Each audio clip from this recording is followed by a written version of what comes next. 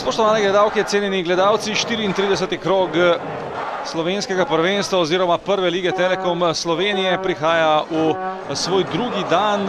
Po včerajšnjih dveh tekmah so danes na sporedu še tri.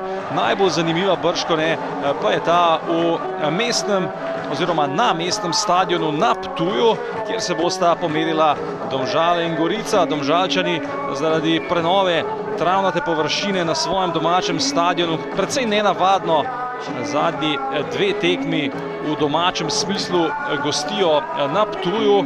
Zadetki pa vsaj za zdaj Goričanom pretirano ne manjkajo, kar je precejšnje presenečenje. Podaja zdaj pred vrata, Vetrih je bil tam v prvih sekundah 8 minute. Baron pred vrata, skače Celcer, ki izbija, pa Vetrih, ki žoge ni najbolje sprejel. Kaj lahko pripravi Repas? Repas strelja mimo gola. Kapič pred vrata in avtogol. 1-0 v 10. minuti. Veseli se Andrija Filipović, vendar zdi se mi, da je žogo v mrežo poslal nekdo izmed domžalskih branilcev. In prva prava akcija Gorice je prinesla gostujočo prednost na Ptuju. Repas lepo preigrava, zdaj nekaj več prostora za domžalski zaključek. Tu je Franjić. Franjić se vedno namešča se za strel. Petar Franjić in vratnica na koncu v 18. minuti srečanja.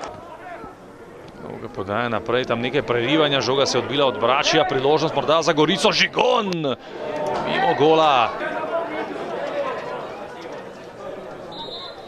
Ponovno poskušal zaključnim strelom Brači. Na koncu celo ni izpadlo slabo.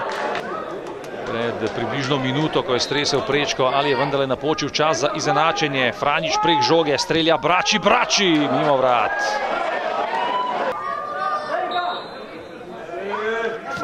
Franjić, odličen udarec in ponovno prečka rešuje Goričane. Blažič. Brači v kazenski prostor, priložnost za Domžale mimo gola. En gol pa še naprej deli Domžalčane in Goričane. Ali se to lahko zdaj spremeni? 87. minuta, podaja pred vrata, izenačenje. 1-1 je na Ptuju. Domžale se bodo, kot kaže, vendarle izvlekle iz te godlje. Dolgo so vodili Goričani z avtogolom Dobrovoljca iz 10. minute. Na koncu pa so se nekako izvlekli Domžalčani, ki so bili odlični v prvem polčasu in zelo bledi v nadaljevanju. Vendar rešil jih je mladi 20-letni Žan Žužek, ki je v 87. minuti srečanja dosegel svoj prvi gol v slovenski prvi ligi. Ja, že četrta tekma zapored, ko nasprotnik dejansko brez priložnosti zadane, se pravi, vsak proti nam ima 100% izkoristek, mi pa v polju zelo dobri, agresivni, pripravljamo si priložnosti, ki dejansko ne grejo gol, ampak še enkrat, fantom čestitam za prikazano, mislim, da je ta točka več kot zaslužena. Jaz sem zadovoljen, zato ker se zavedam tega, kaj je bilo pokazano v prvem polčasu. Treba priznati, da je bila prvi polčas Domžale boljša ekipa, tudi če smo mi odšli na odmor z vodstvom. Nekako nas je tisti gol, ki smo dali, nekako podzavestno preveč povlekel, da premalo smo probali igrati in tudi nismo bili stali dovolj blizu en drugega, da bi lahko bili bolj agresivni. Zato so tiste šanse bile, par teh prostih strelov je bilo nevarno. Drugi polčas smo dosti boljše kontrolirali, ker nam niso v bistvu naredili nič. Tudi mi smo imeli par konter, smo bili nevarni.